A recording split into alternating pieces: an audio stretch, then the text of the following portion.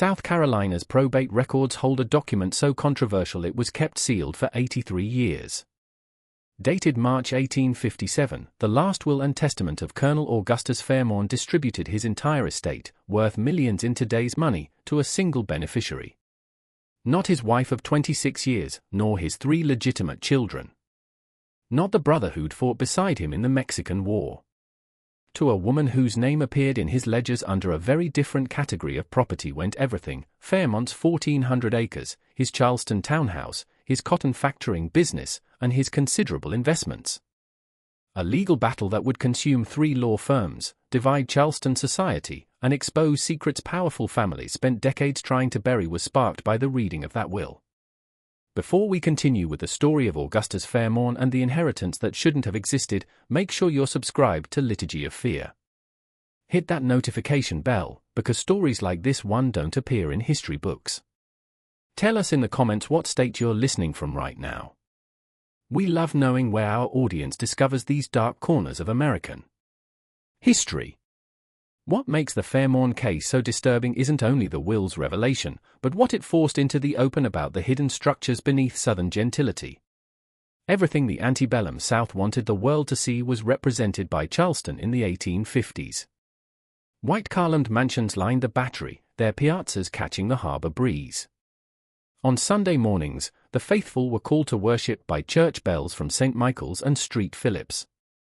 In the afternoons, carriages carrying ladies in silk dresses and gentlemen in fine broadcloth rolled down Meeting Street. The city's wealth came from rice, from indigo, from Sea Island cotton, products of the plantations that sprawled across the low country like kingdoms unto themselves. Along the Ashley River, 30 miles inland, sat Augustus Fairmont's plantation, Riverside. In the Georgian style, symmetrical and imposing, the main house rose 3 stories, built in 1789 by his grandfather, its design declaring permanence. An alley from the river road to the front portico was formed by live oaks older than the nation itself. Behind the house stretched the working buildings. The kitchen house, the carriage house, the overseer's cottage, and further back, beyond a stand of pines, the quarters where nearly 200 people lived under conditions the law recognized as property ownership. An impressive figure in Charleston society was cut by Fairmorn himself. In 1857, he was 47 years old, standing over 6 feet tall with the bearing of a military man, which he'd been during the Mexican War. A commendation and a bullet still lodged near his spine that gave him a slight limp in damp weather were what he'd returned with. He served on the vestry of St. Philip's. He belonged to the South Carolina Society, the Hibernian Society, and the Agricultural Society. His opinions on cotton futures carried weight on Broad Street. When he spoke at public meetings about states' rights and Southern sovereignty, people listened. From the Rutledge family, old Charleston aristocracy with connections that mattered, came his wife, Margaret Louisa Fairmorn. A substantial dowry had been brought to the marriage in 1831, 30 enslaved people, $10,000 in railroad stock, and the kind of family name that opened doors. 3 children who survived infancy were born to Augustus: Catherine, born in 1832, Augustus Jr., born in 1835, and Margaret, called Meg, born in 1838. By all appearances, they represented the ideal Southern family, prosperous, respectable, devout. But in Charleston society, appearances were carefully constructed performances, and with particular rigidity, the Fairmorn household maintained its performance. Under the direction of a woman named Celia Russo operated the household staff at both the plantation and the Charleston townhouse. In 1857, she was 28 years old, unusually light-skinned and literate, a dangerous combination of attributes that would have raised immediate questions in any other household. From a Savannah estate sale in 1843 for the extraordinary sum of $1,500, triple the typical price with no explanation for the premium, her purchase was listed in Fairmont's ledgers. Celia held no official title. Yet she controlled access to Fairmorn, managed his correspondence, and occupied a small room in the main house at Riverside rather than in the quarters. She dressed in plain but quality fabrics. A gold locket that no one had ever seen her without, she wore. With the diction of someone educated beyond her supposed station, she spoke, and she moved through the Fairmont house with an authority that made visitors uncomfortable and made Margaret Fairmont's lips thin with barely suppressed rage. About these arrangements, plantation society had its unspoken rules. Relationships that existed in the shadows were often maintained by men of means, producing children whose parentage everyone knew but no one acknowledged. As long as certain proprieties were observed, as long as the legal wife maintained her position, as long as the children of these unions remained enslaved, as long as the whole structure stayed buried beneath genteel denial, society could function. Every single one of those rules had been violated by Augustus Fairmont, though no one yet understood how completely. An unusual drought was brought to the Low Country by the spring of 1857. The rice fields that should have been flooded stood cracked and dry. The slow decline that would accelerate into the Panic of '57 by August had been begun by cotton prices. In Charleston's drawing rooms, conversation turned more frequently to Northern aggression, to the Dred Scott decision handed down that March, to whether the Union could survive. The air felt heavy with more than humidity. The weight of a world beginning to crack at its foundations was what it carried. At Riverside, the tension took a more personal form. To Charleston in February, taking young Meg with her, Margaret Fairmont had returned and had not come back to the plantation. Catherine, now 25 and unmarried, a source of growing concern, remained in the city as well. Only Augustus Jr., training in his father's cotton factoring business, made occasional visits to Riverside, and even he found reasons to keep them brief. Primarily of Augustus, Celia, the field workers, and the immediate house staff consisted the household at Riverside then. It was during this period of relative isolation that Augustus Fairmont began to make arrangements that would shatter everything his family assumed about their future. On the evening of March 14, 1857, Augustus Fairmont sent word to Charleston requesting the presence of his attorney, Josiah Prescott, at Riverside. That Prescott should come alone and should bring the necessary materials for drafting a complex testamentary document was specified by the message, delivered by a trusted courier. The request was found unusual but not alarming by Prescott, who had served the Fairmont family for 15 years. Wealthy men often updated their wills. The scene he encountered in Fairmont's study 2 days later was what he did not expect. That he arrived at Riverside on the afternoon of March 16 to find Fairmont in obvious physical distress would later be testified by Prescott in court. Behind his mahogany desk sat the colonel, his face drawn and grey, one hand pressed against his lower back. At his elbow sat a decanter of whiskey, unusual for a man who typically drank with moderation. Most striking was Celia's presence in the room, not serving, not waiting for instructions, but seated in the leather chair normally reserved for business associates, her hands folded in her lap, her expression composed. "Sir, I should perhaps call for Dr. Middleton," Prescott said, noting the sheen of sweat on Fairmont's forehead despite the cool March weather. "No doctors," Fairmont's voice came, rough but firm. "I know exactly what's wrong with me, Josiah, and no physician can cure it. I need you to write a will tonight, and I need it done exactly as I dictate, no matter what your professional judgment might counsel." At Celia, whose presence made the situation deeply irregular, Prescott glanced. "Colonel, these matters are typically, I need witnesses who can read and write and who will testify to my soundness of mind," Fairmont interrupted. "Celia is one of the most intelligent people I know. She'll witness. You'll find 2 others among my people who can sign their names. I've already arranged it." The attorney's discomfort was palpable, but Fairmont was a client of significant standing. Prescott opened his case and prepared his materials.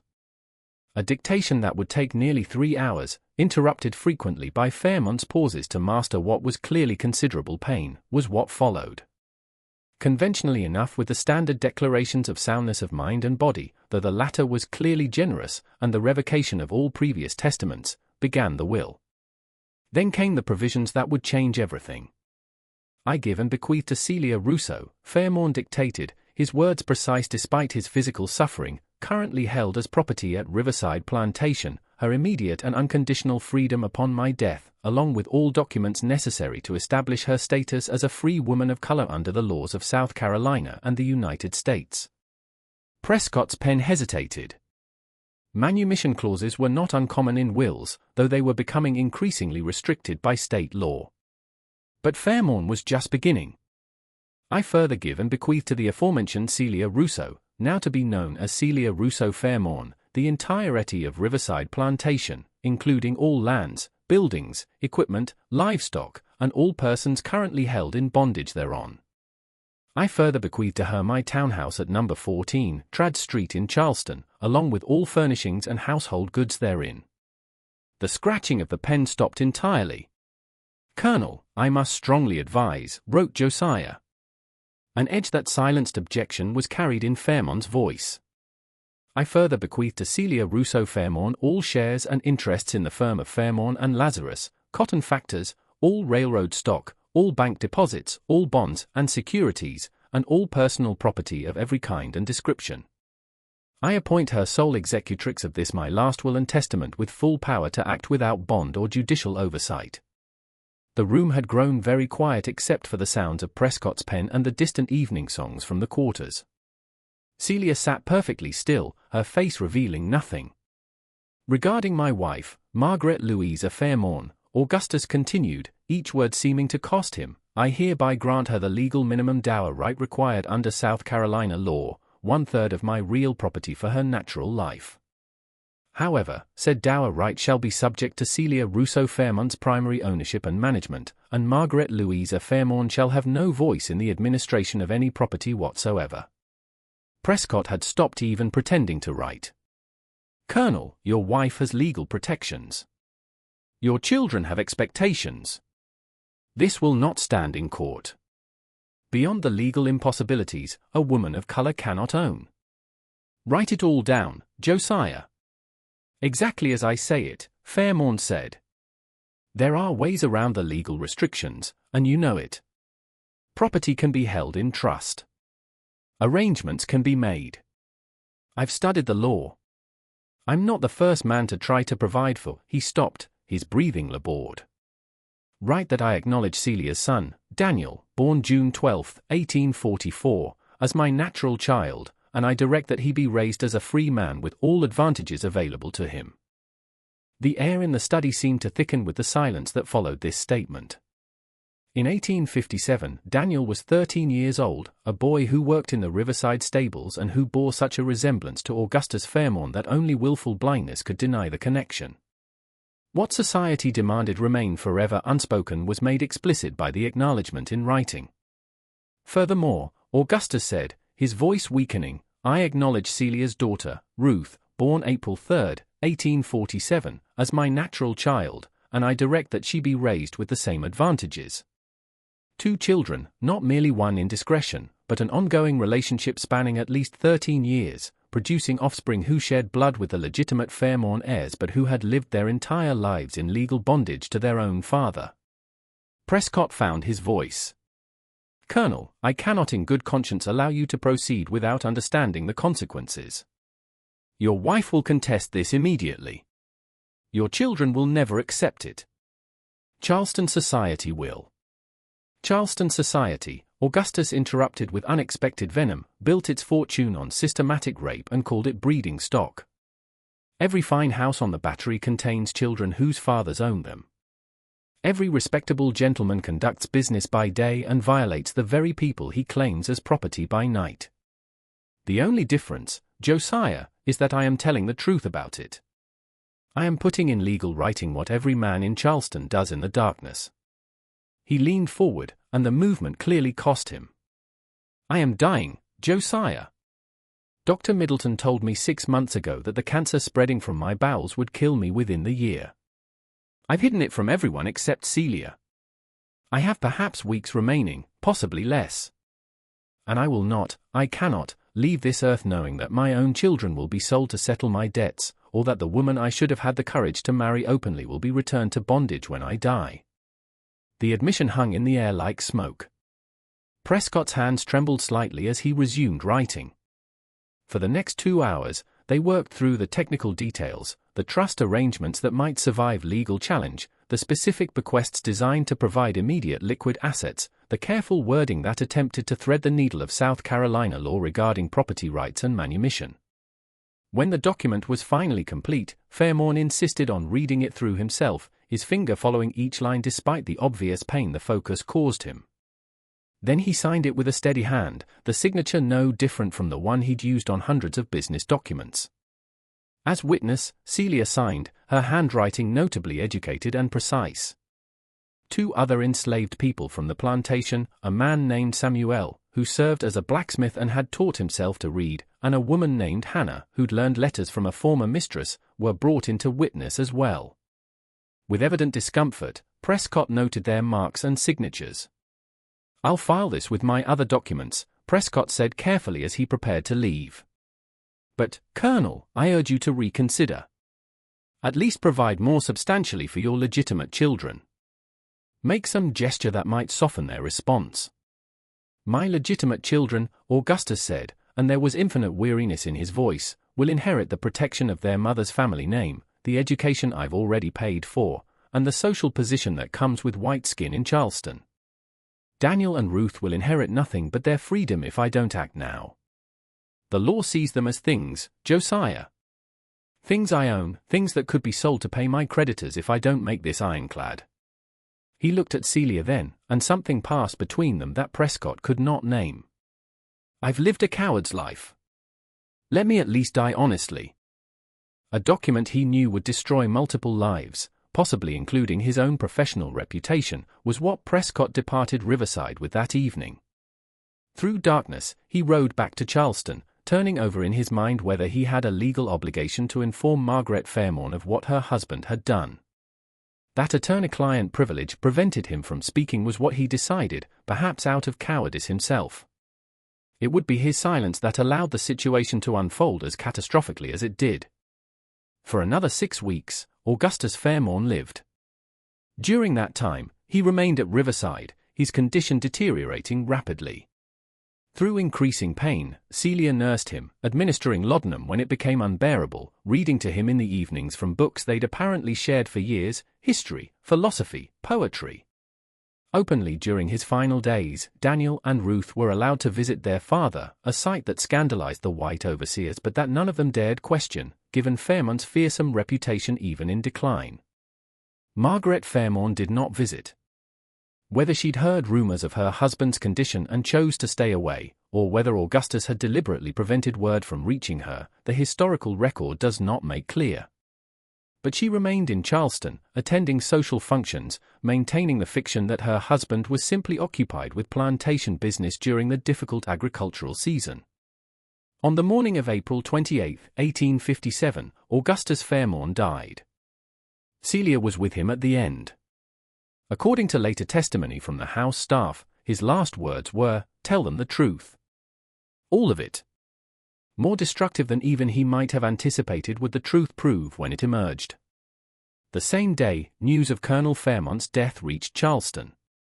By protocol and custom, Margaret received visitors offering condolences at the Trad Street house. She wore black silk, received guests in the parlor, accepted their expressions of sympathy with appropriate dignity. Everyone remarked on her composure, on the strength she displayed in her time of trial. That she'd already lost everything, she had no idea. For May 3, 5 days after Augustus's death and 1 day after his burial in St. Philip's Churchyard, a burial that Margaret had insisted be properly conducted despite her private fury at her husband's long absence and sudden death, was scheduled the reading of the will. She'd invited only family and close associates to the reading, her brother, James Rutledge, her children, Augustus's brother, William, and several family friends who'd served as informal advisors over the years. At 10 o'clock in the morning, carrying the will and wearing the expression of a man walking to his own execution, Josiah Prescott arrived at the Trad Street house. He tried twice to meet privately with Margaret before this moment to prepare her, but she'd been too occupied with funeral arrangements to see him. Now he would have to deliver the news in public before witnesses. In the largest chair in the drawing room, Margaret sat, her children around her. Catherine, at 25, had never married despite her mother's efforts, a source of ongoing tension that had deepened when Augustus refused to provide an adequate dowry for the matches Margaret had arranged. Augustus Jr., 22, worked in his father's cotton factoring business and assumed he would inherit both the firm and the plantation. Young Meg, 19, sat with her hands folded, still the beautiful daughter. The room smelled of furniture polish and the flowers that had been arriving steadily since the news of Augustus's death. Spring sunlight streamed through the tall windows overlooking the garden. Everything appeared civilized, ordered, proper. Prescott cleared his throat. Mrs. Fairmorn, family members, I must begin by saying that the contents of Colonel Fairmont's last will and testament are highly unusual. I advised against several provisions, but the Colonel was adamant and in my professional judgment of sound mind when he dictated his wishes. Margaret's expression suggested this preamble was unnecessary. My husband was always particular about his affairs, Mr. Prescott. Please proceed with the reading. What followed would be remembered by everyone present for the rest of their lives. Quickly, Prescott read through the opening sections, the standard legal language, the revocation of previous wills. Then he reached the substantive bequests. His voice became strained as he read the words that granted freedom to Celia, that acknowledged Daniel and Ruth as Augustus's natural children, that transferred the entirety of the estate to a woman who had been legally property when the will was written. The reaction was not immediate. For several seconds, the room remained silent as the assembled family tried to process what they'd just heard. Catherine looked confused, as if she'd misheard. Augustus Jr. leaned forward, his face reddening. James Rutledge gripped the arms of his chair. Margaret Fairmorn went absolutely still. Then Augustus Jr. exploded. This is absurd. It's forgery. My father would never, he couldn't have. Your father dictated this will to me directly, Prescott said quietly. I witnessed his signature. The document has been properly executed with multiple witnesses. Witnesses? James Rutledge's voice cut through the chaos. What witnesses? Who would witness such a document? When Prescott explained that the witnesses included enslaved people who could read and write, including Celia herself, the room erupted. Multiple people spoke at once. Augustus Jr. stood and paced, his hands clenched. Catherine began to cry. But Margaret remained seated and silent, her face hardening into an expression that suggested not shock, but confirmation of long-held suspicions. Finally, she raised one hand, and the room quieted. When she spoke, her voice carried the cold precision of sharpened steel. How long? Prescott blinked. I'm sorry, Mrs. Fairmorn. How long was my husband conducting this relationship with his property? The attorney hesitated. The will acknowledges children born in 1844 and 1847. 13 years, Margaret said softly. My youngest daughter was born in 1838. For 19 years of our marriage. Then, while I bore his children, managed his household, maintained his position in society, she stopped, mastering herself with visible effort. And this woman, this Celia, she now owns my home. The will provides for your dower right, 1/3 of the real property for your lifetime. Subject to her ownership. Under her management. She owns the house I furnished. The plantation I helped build. The business my dowry helped establish. Margaret's voice had dropped to barely above a whisper, which somehow made it more terrible than shouting would have been. And my children inherit nothing. Prescott had no answer that would soften the blow. By the provisions of Augustus Fairmont's will, his legitimate children received no direct bequests. They had no claim to the plantation, the Charleston properties, the business interests, or even their father's personal effects. Everything had been transferred to Celia and her children. Augustus Jr. found his voice. This is slavery's revenge. My father went mad. He must have had some disease of the mind. Your father was in full possession of his faculties, Prescott said firmly. He understood exactly what he was doing. He stated explicitly that he was correcting an injustice. Injustice? Catherine's voice rose. He's made us beggars. We have nothing. How am I to marry with no portion? How is Augustus to establish himself in business? How is mother to live? The dower right provides. The dower right provides for us to live as dependents in our own home at the pleasure of a woman who was property. James Rutledge stood now, his voice shaking with rage. This is unconscionable. It's illegal. A woman of color cannot own property in South Carolina beyond the most limited. The property is held in trust with arrangements I believe will withstand legal challenge, Prescott said. Colonel Fairmorn studied the law extensively before drafting these provisions. Margaret stood then, and something in her posture made everyone else fall silent. Where is she now? Mrs. Fairmorn. Where is the woman who has taken my life? Prescott's reluctance was visible. She remains at Riverside. With the children. As the will specifies is her right. Her right? Margaret tested the words like poison. Send word to her. Tell her that the family wishes to discuss the terms of the will. Tell her we may be prepared to reach an accommodation that would avoid the ugliness of a public contest.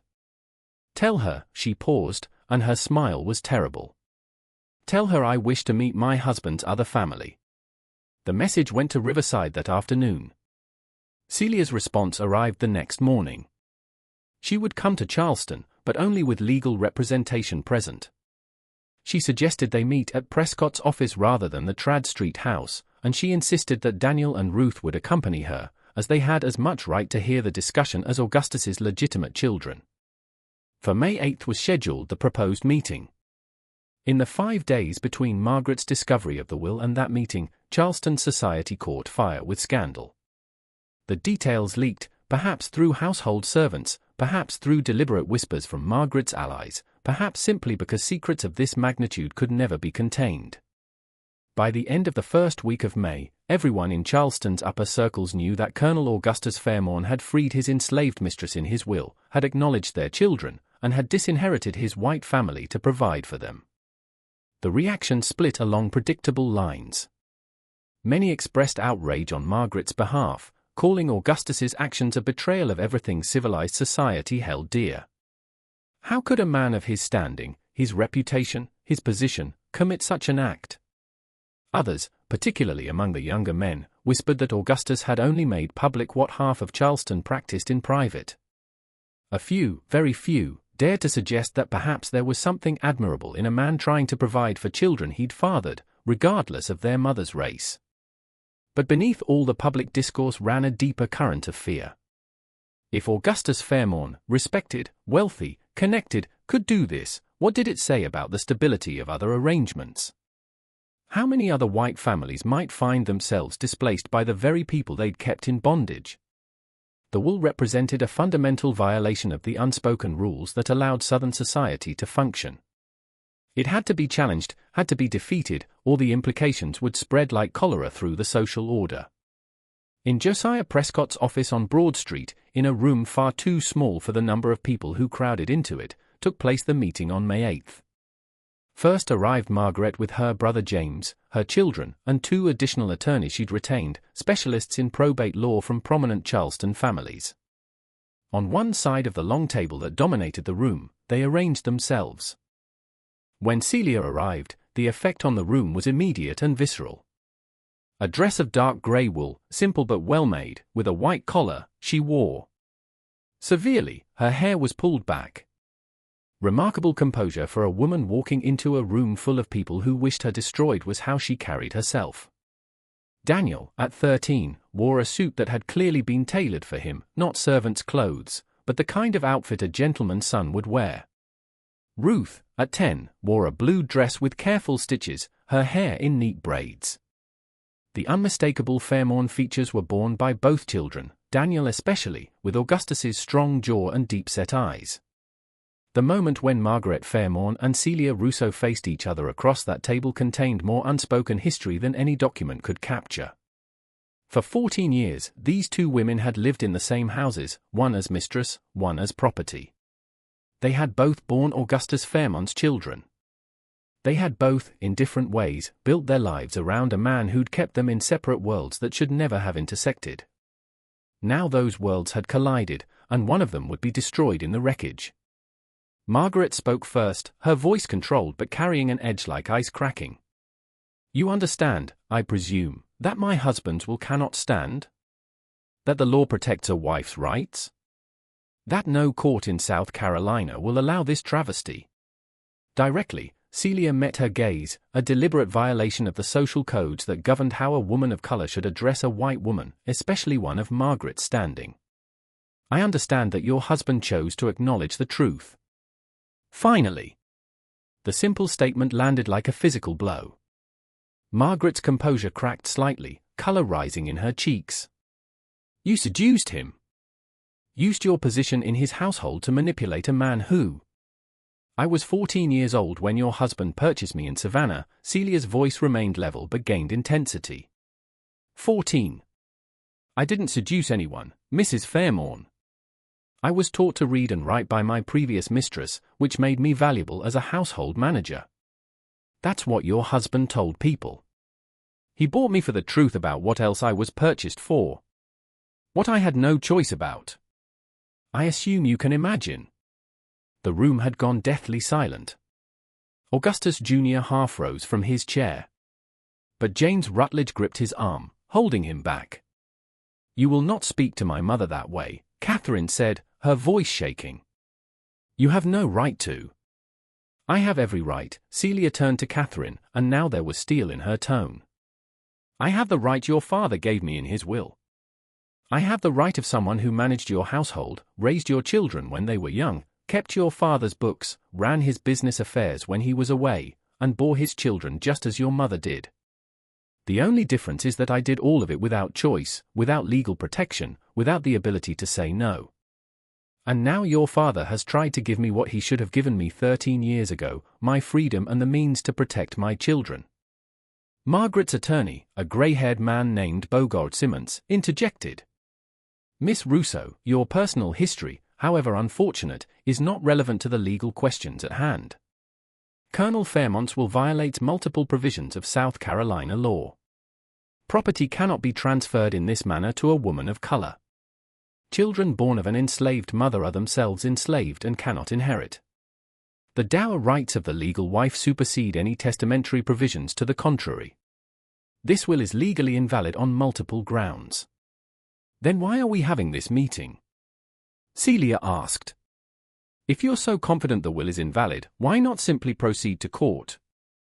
Simmons and James Rutledge exchanged a glance. The truth was more complicated than Celia's question suggested, and everyone in the room knew it. The legal landscape regarding property rights and race in 1857 South Carolina was a patchwork of contradictions. While the law severely restricted what free people of color could own or inherit, it also recognized trusts, recognized private arrangements, and, critically, recognized that white men of property had certain privileges in disposing of their estates.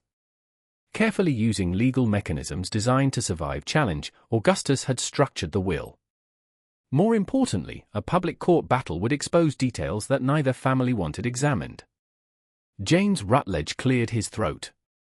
We are here, Miss Russo, because despite the legal invalidity of this document, we recognize that a protracted court case would be unpleasant for all involved.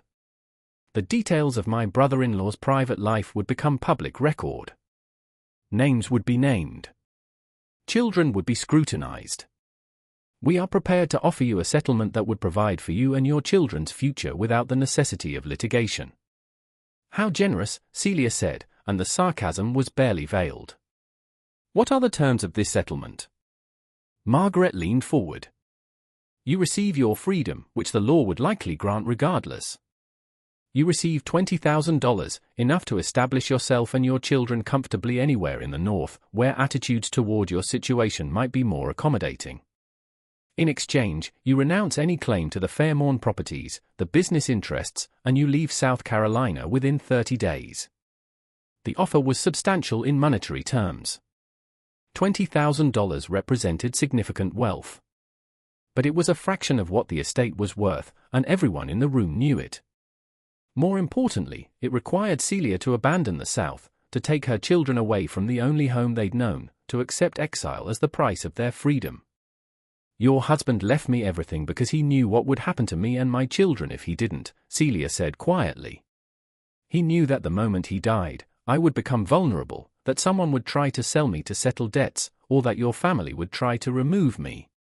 He knew that Daniel and Ruth, his children, would be treated as property to be disposed of. He spent 6 weeks dying in agony, Mrs. Fairmorn, and he used that time to ensure we would be protected. I don't believe he would want me to accept 30 pieces of silver and disappear. How dare you quote scripture at me? Margaret's voice dropped to a hiss. You who helped destroy my marriage, who lived in my houses, who bore children to my husband while she stopped, visibly fighting for control. Catherine placed a hand on her mother's arm. Mother, please. But Margaret shook her off. No. I have been silent for too long, accommodating for too long, playing the gracious lady while my husband's infidelity happened under my own roof. She turned her full attention to Celia, and the pain beneath the anger was suddenly visible. Did you love him? The question hung in the air, transforming the legal negotiation into something more raw and human. Slightly, Celia's composure finally cracked. I was 14 when he bought me, Mrs. Fairmorn. I learned to survive. Whether that became love or simply the need to protect myself and my children, I don't know if I can answer that question. But I do know that he gave me the only gift he could, the chance to not be property anymore. And I know that if I surrender that now, my children will spend their lives vulnerable to anyone who decides their freedom is inconvenient. Josiah Prescott, who'd remained silent throughout the exchange, finally spoke. Perhaps we might focus on the children. Surely both families can agree that the welfare of these young people, all of them, should be paramount. My children's welfare, Margaret said coldly, is threatened by this will. My son cannot establish himself in business without capital. My daughters cannot make appropriate marriages without portions. This woman's children were born enslaved and should remain so under the law. Daniel, who'd been silent throughout the meeting, finally spoke. His voice was young but steady. I am 13 years old. For my entire life, I have been property. I have watched my mother serve people who owned her. I have worked in stables alongside men who could be sold at any moment. I have a 10-year-old sister who knows that her life could be bought and sold. My father, and he was my father, everyone can see it, everyone has always known it, my father tried to give us what you take for granted. The right to own ourselves. How is it justice to take that away? The directness of the statement, coming from a child who'd had no voice in any of this, created a moment of uncomfortable silence. Augustus Jr., looking at Daniel, perhaps seeing for the first time a half-brother rather than property, seemed about to speak, but his mother's glare silenced him. Justice, Margaret said, is not served by destroying one family to benefit another. Mr. Simmons, how do we proceed with the legal challenge? Simmons outlined the strategy. They would file for probate in the Court of Common Pleas, arguing that the will violated public policy, exceeded the testator's legal authority to dispose of property to persons of color, and infringed upon Margaret's dower rights. They would call witnesses to testify to Augustus's erratic behavior in his final weeks, suggesting diminished capacity. They would argue that Celia had exercised undue influence over a dying man. As Simmons spoke, Celia's attorney, a man named Thomas Grimble, one of the few Charleston lawyers willing to take such a controversial case, made notes. Grimble was Quaker, opposed to slavery on religious grounds, and willing to weather social ostracism to challenge it legally wherever possible. The Fairmorn case gave him precisely that opportunity. The meeting concluded with no agreement. The battle would move to court, and everyone present understood what that meant: months or years of litigation, astronomical legal costs, and the inevitability that Charleston society would be forced to examine questions it preferred to leave unasked. As they filed out of Prescott's office, Margaret and Celia passed within inches of each other at the door. Margaret paused, turned, and spoke so softly that only Celia could hear. He called your name when he was dying, didn't he? Not mine. Not his children's. Yours. Celia met her eyes. Yes. For just an instant, Margaret's face crumpled before she mastered herself and walked away, her children and attorneys trailing behind her. It was the last time the two women would speak directly to each other. for the next 18 months and would expose far more than anyone anticipated was the legal battle that followed, consuming Charleston society. On May 15, 1857, the case of Fairmorn versus Fairmorn Estate entered the Court of Common Pleas. Judge Hamilton Pinckney, a distinguished jurist with 30 years on the bench and extensive ties to Charleston's planter class, would preside. His initial ruling on the preliminary motion suggested which way the wind would blow. He granted Margaret's attorneys broad latitude in questioning the will's validity while restricting Grimble's ability to introduce evidence about Augustus's reasoning or intent. But in ways no one initially understood, the case's timing proved critical. That August, triggered by the failure of the Ohio Life Insurance and Trust Company, struck the Panic of 1857. Across the country, banks failed. Credit dried up. Already declining, cotton prices plummeted. Businesses that seemed solid in May were bankrupt by September. Hard hit was Charleston by the financial crisis, and the Fairmorn business interests were hit catastrophically. Not excessively by the standards of the time, but enough that the sudden credit contraction created immediate problems, had Augustus been leveraged. To numerous planters against their expected fall crops, credit had been extended by Fairmorn and Lazarus, the cotton factoring firm. When cotton prices collapsed, those planters couldn't pay their debts, which meant Fairmorn and Lazarus couldn't pay its creditors. The firm's lines of credit with Charleston banks were called in. Virtually overnight, the railroad stock that had seemed like solid assets lost 80% of their value. By October 1857, Riverside Plantation faced the real possibility of foreclosure. The Charleston townhouse had liens against it. Even Margaret's dower rights would be worthless if the properties were sold to satisfy creditors. And under Augustus's will, Celia Russo was the legal owner responsible for managing this financial catastrophe. A bizarre inversion of the normal order was created by the situation. Effectively controlling assets worth hundreds of thousands of dollars while also being responsible for debts that could destroy everything was Celia, still technically enslaved pending resolution of her manumission. She had legal authority to make decisions about the estate. But exercising that authority meant navigating a world that fundamentally rejected the idea that someone like her could possess such power. She surprised everyone. Working with Thomas Grimble and a small group of Charleston businessmen who saw profit opportunity despite social scruples, Celia began making ruthless financial decisions. Before it could fall further, she sold off the railroad stock. She negotiated directly with creditors, offering partial immediate payment in exchange for forgiveness of the remainder, taking advantage of the panic-driven desperation for any cash liquidity. She cut costs at Riverside dramatically, reducing the household staff and consolidating operations. Most controversially, for cash that allowed her to meet immediate debts, she sold 40 people from the Riverside workforce to a Mississippi planter.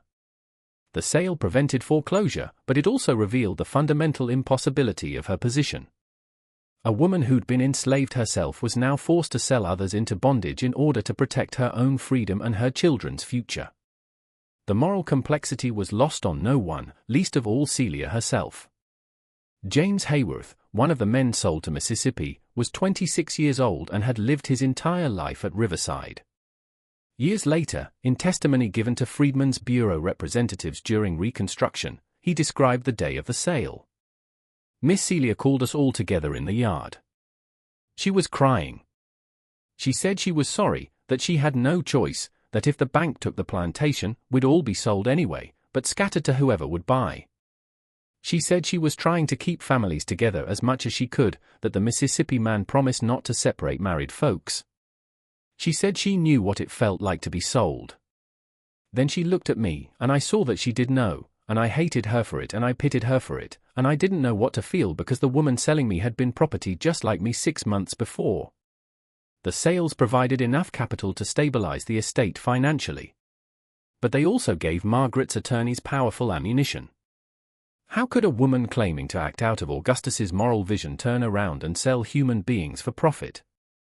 How could she claim to deserve the estate when her first instinct was to liquidate it? Grimble had an answer, and it was devastating. Mrs. Margaret Fairmorn and her children have never opposed slavery. They have never questioned the right to buy and sell human beings. Their objection to Miss Russo is not that she sold enslaved people to save the estate. It's that she, having been enslaved herself, had the audacity to make that decision. Their argument isn't about morality. It's about who has the right to exercise power. And their position is that power can never rest with someone who looks like Miss Russo, no matter what the law or the deceased's intentions might say. The argument forced the case into territory that made everyone uncomfortable. Charleston's elite didn't want to examine the logical contradictions of slavery in open court. They didn't want to discuss why it was acceptable for white men to father children with enslaved women, but unacceptable to acknowledge those children. They didn't want a smart Quaker attorney picking apart the rationalizations that allowed civilized Christians to participate in human bondage. But as the case ground forward through the fall and winter of 1857, that examination became unavoidable. Particularly explosive proved the witness testimony. To testify about Celia's position in the household, trying to establish that she'd exercised undue influence over Augustus, Margaret's attorneys called housekeepers and overseers from Riverside. What emerged instead was a portrait of a relationship far more complex than either side wanted to acknowledge. Sarah Yates, who'd worked as a cook at Riverside for 20 years, testified that Colonel Fairmorn discussed business matters with Celia regularly. She kept his books. She wrote his letters. When he was away, she made decisions about the plantation. Everyone knew she had authority, even if it wasn't spoke of official. Under cross-examination from Grimble, Yates was asked directly, did Colonel Fairmorn appear to value Miss Russo's judgment? Yes, sir, he did. Did he treat her with respect? A pause. More than most men treat their property, sir. Did he love her? Margaret's attorneys objected strenuously, but Judge Pinkney allowed the question. Sarah Yates looked at Margaret Fairmorn, then at Celia, then down at her hands. I don't know about love, sir. But I know he was different with her than he was with Mrs. Fairmorn. Quieter, like he could rest. Mrs. Fairmorn always wanted something, some improvement to the house, some invitation to accept, some social occasion to attend. Celia just let him be who he was, I suppose. The testimony devastated Margaret visibly. The courtroom had been packed for weeks. Scandals like this drew crowds even in winter, and the whispers after Yates's testimony were audible despite the judge's gavel. But perhaps the most damning testimony came from Dr. Robert Middleton, the physician who treated Augustus during his final illness. Middleton had known about the cancer for months and had, at Augustus's request, kept silent about the prognosis. Now called to testify about Augustus's mental state, he was forced to reveal conversations he'd had with his patient. Colonel Fairmorn knew he was dying, Middleton testified. He was fully cognizant of his condition and its progression. He was not delirious. He was not impaired by laudanum when we discussed his affairs. He told me explicitly that he intended to provide for Celia and their children. Their children. Margaret's attorney pounced. He acknowledged paternity directly to you. He did. He said, Middleton paused, visibly uncomfortable. He said that he'd fathered 5 children in his life, 3 with his wife, 2 with Celia. He said he'd failed all 5 of them in different ways, but that he could at least ensure that Daniel and Ruth would be free. Did he express any concern for his legitimate children's welfare? He said they would inherit the protection of their mother's name and the advantages of being white in Charleston. He was quite specific about that phrasing. Just when the courtroom thought it couldn't become more uncomfortable, Margaret's attorney asked the question that would explode the case entirely. Dr. Middleton, in your professional opinion, was Colonel Fairmont's judgment impaired by his illness or medication? No. Did he seem rational? Completely. Then why, in your medical opinion, would a rational man of his standing commit such an act of social and familial destruction? Middleton looked directly at Margaret Fairmorn. He told me something else. He said that he'd lived his entire adult life according to rules that required him to lie about who he was and what he wanted. He said Southern society demanded that men like him maintain 2 families, one public, one private, and never acknowledge the truth of either. He said he was tired of lying, that dying focused the mind wonderfully on questions of honesty, and that the greatest crime he'd committed wasn't the relationship with Celia. It was purchasing her in the first place, owning another human being and fathering children into bondage. He said if the law wouldn't allow him to correct that crime, then the law was more corrupted than he was. The courtroom erupted. Judge Pinckney had to recess for 15 minutes to restore order. Margaret left the courthouse that day, surrounded by supporters, but the damage had been done. Augustus's own doctor had testified that the will reflected not diminished capacity, but moral clarity, that the man everyone thought they knew had actually been living a lie that he'd finally decided to expose. The testimony created fractures in Charleston society that went beyond one family's scandal.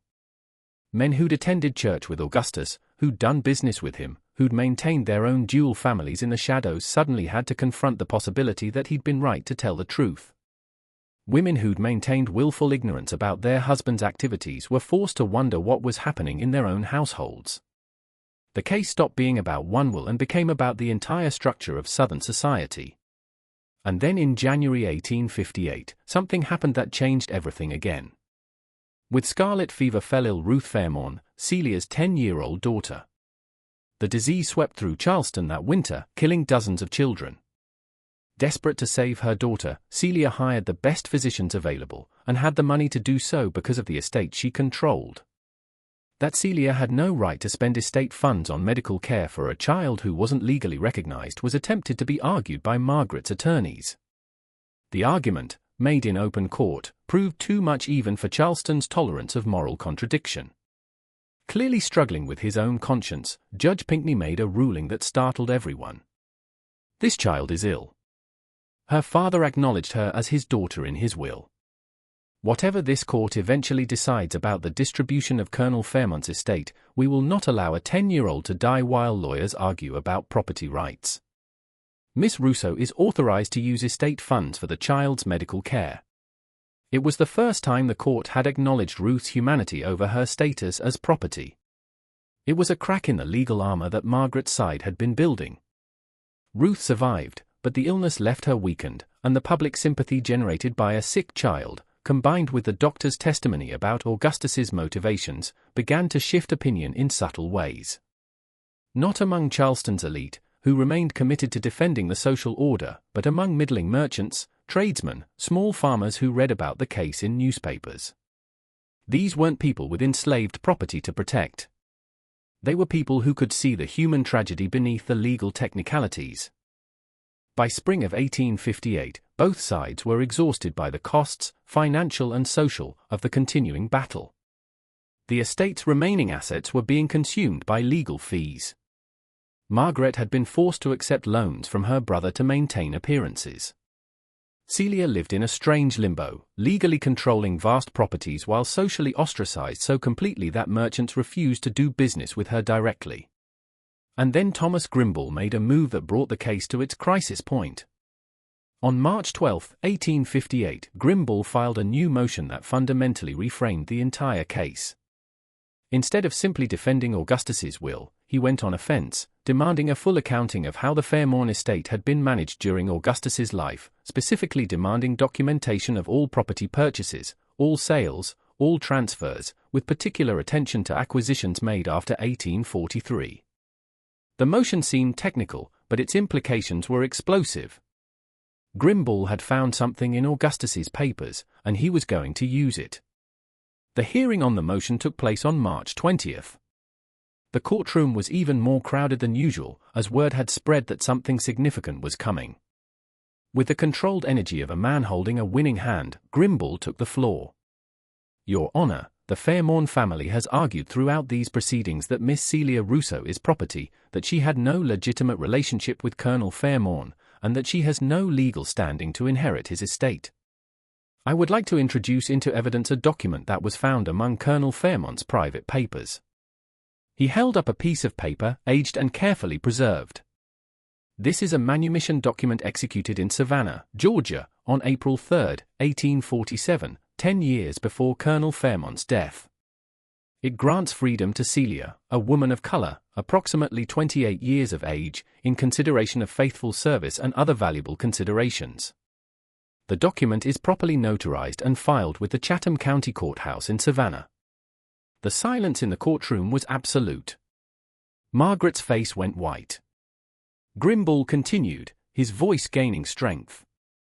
This document was executed on the date of Ruth Fairmont's birth, Colonel Fairmont's second daughter by Miss Russo. Under the law, a child born to a free woman is born free regardless of the father's status. Ruth Fairmont was never enslaved.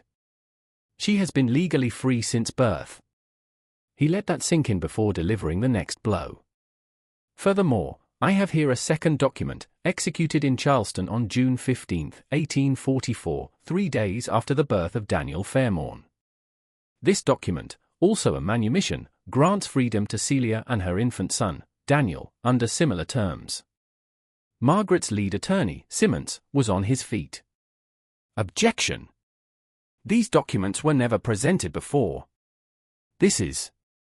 These documents were hidden by Colonel Fairmont, Grimble said calmly, because he knew that acknowledging them publicly would expose his children to danger.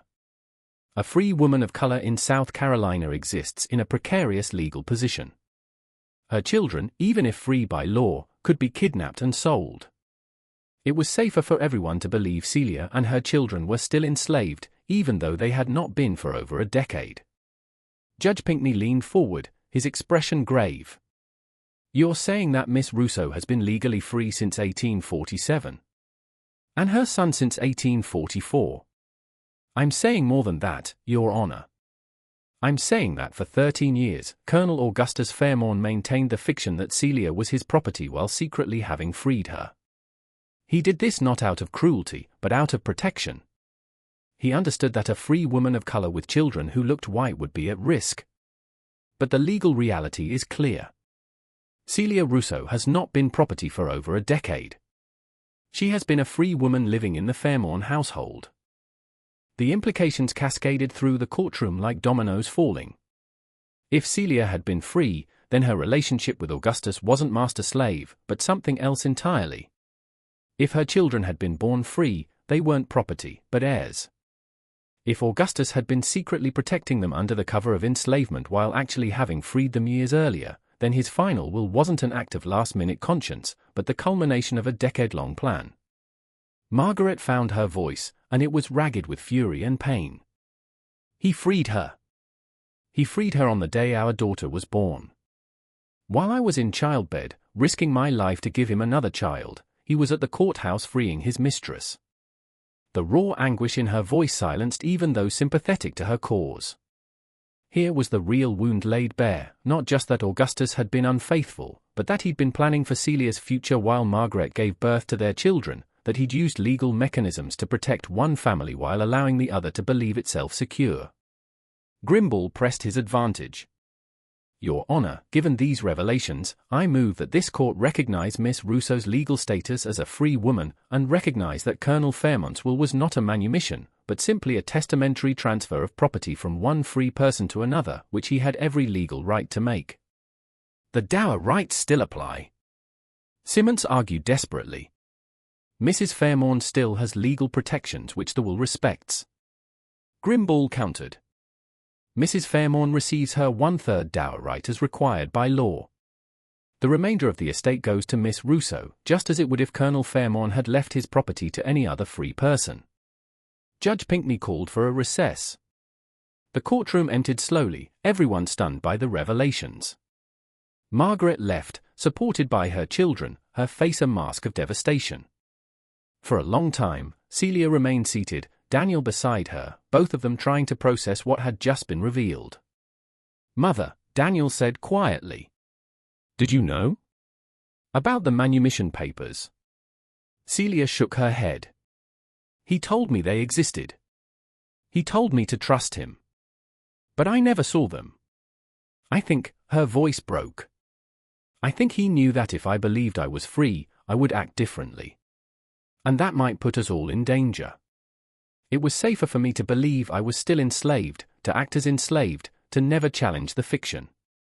He protected us by making us complicit in our own bondage. The psychological complexity of what Augustus had done was almost unbearable. He'd freed the woman he loved, but forced her to continue living as property. He'd ensured his children were born free, but raised them in slavery. He'd constructed an elaborate legal shelter while maintaining a social performance of ownership. Every act of love was also an act of cruelty. Every protection was also a cage. 2 weeks later, for Judge Pinkney's ruling, the court reconvened. He clearly struggled with the decision. His written opinion ran to 40 pages, full of legal reasoning that tried to balance law, precedent, and the moral quagmire the case had exposed. His core finding was narrow but devastating to Margaret's case: the manumission documents were valid. Celia had been free since 1847, her children since their births. Therefore, Augustus's will was simply the transfer of property from one free person to another, which South Carolina law allowed subject to the limitations of dower rights. Margaret received her 1/3 dower right to the real property for her lifetime. But Celia received control of 2/3 of the real estate, the entirety of the personal property, the business interests, and the cash assets. More importantly, she received the legal recognition of her status. She was not property. She had not been property for over a decade. She was a free woman of color with the same rights to inherit and own property that any free person possessed under South Carolina law. The decision was immediately appealed to the South Carolina Court of Appeals, but the appeals court declined to hear the case, letting Pinkney's ruling stand. The legal battle was over. After 18 months, countless thousands of dollars in legal fees, and the exposure of secrets Charleston would have preferred to keep buried, Celia Russo had won. But victory, when it came, was hollow in ways no one had quite anticipated. Celia took possession of the Trad Street house. Margaret, exercising her dower right, chose to remain in residence.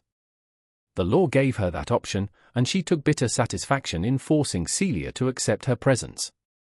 For 2 years, the two women lived in the same house, barely speaking, each occupying different floors, each the victim and villain of the other's story. The arrangement proved psychologically unsustainable for everyone involved. Margaret's children refused to visit while Celia lived there. Charleston society shunned any social function that might include both women. The household staff existed in constant tension, uncertain whom to obey when orders conflicted. In 1860, Margaret finally surrendered. She moved to her brother's plantation in the interior, taking with her the only thing she truly wanted from her marriage, the legal status of Augustus Fairmont's widow. She would live another 32 years, dying in 1892, and she never spoke her husband's name again in public. Catherine never married. She lived with her mother until Margaret's death, then moved to Columbia to live with cousins. She taught piano lessons to maintain herself and died in 1901, impoverished but respectable. Augustus Jr. attempted to establish himself in the cotton business, but his father's reputation followed him. Few planters would do business with the son of the man who'd betrayed his white family for his enslaved mistress. He moved to Texas in 1865 after the war and disappeared from the historical record. Some family letters suggest he died in the 1880s, but no grave has been located. Young Meg married in 1862, just before the war made such things impossible. Her husband was a junior officer who died at Gettysburg. She never remarried and worked as a governess until her death in 1909. The Civil War destroyed what remained of the Fairmont estate. Riverside was occupied by Union troops, the fields burned, the main house ransacked. The Charleston townhouse was damaged by shelling. The business interests collapsed with the Confederacy. By 1865, the vast fortune that had caused such bitter fighting was gone, dissolved in the violence that tore the South apart. But Celia and her children survived. They left Charleston in 1860 before the war, sensing the coming catastrophe. Using what remained of the estate's liquid assets, Celia purchased property in Philadelphia in a neighborhood where free people of color had established a community. She invested in a boarding house and a small shop, modest ventures that would provide steady income. Daniel received an education.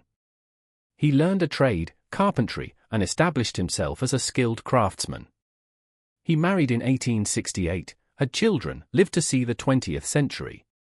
He died in 1921, having spent 57 years as a free man, and his grandchildren inherited the property he'd accumulated. Ruth recovered from her childhood illness and grew into a young woman of remarkable resilience. She became a teacher, educating freed children during Reconstruction. She married a minister in 1870. Her descendants scattered across Philadelphia, New York, and Boston, becoming teachers, doctors, lawyers, building lives that would have been impossible in the world where she was born. Celia lived until 1889. She never remarried. She kept the gold locket Augustus had given her until the day she died. Inside were two small photographs, one of Daniel as a baby, one of Ruth as a toddler. She was buried in Eden Cemetery in Philadelphia in a plot she'd purchased herself, under a headstone that read simply *Celia Russo Fairmorn. 1819 to 1889. Free. The case of Fairmorn versus Fairmorn Estate never appeared in the standard legal textbooks.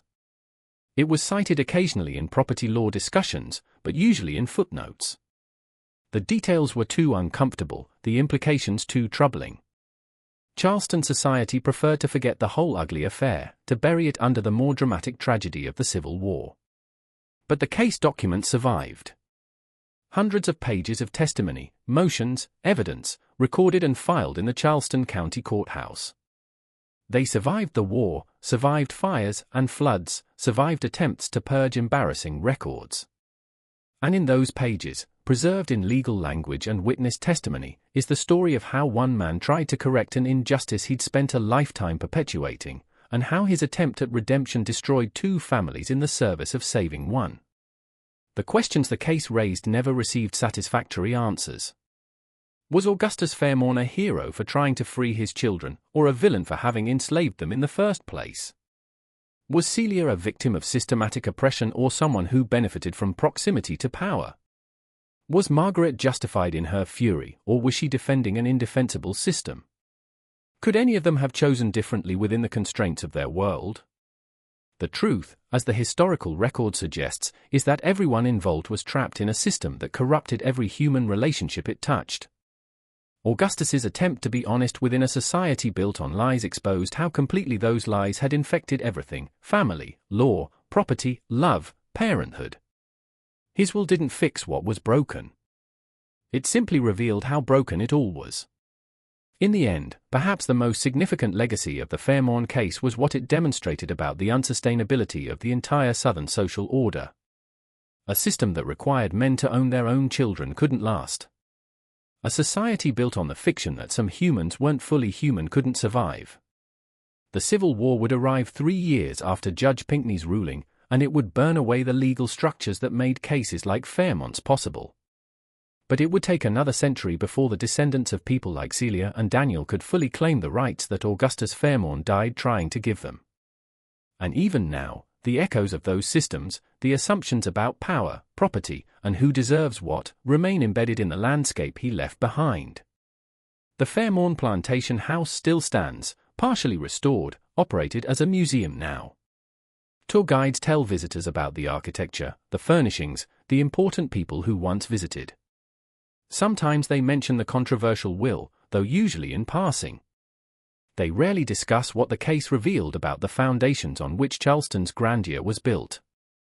But in the courthouse archives, the case file remains, waiting for anyone curious enough to pull it from the shelves and read the testimony of a world that tried very hard to keep its secrets. What do you think of this story? In his final act, did Augustus Fairmorn find redemption? Or did he merely compound his crimes with one more act of cruelty, forcing 3 families to pay the price for his lifetime of cowardice? Leave your comment below.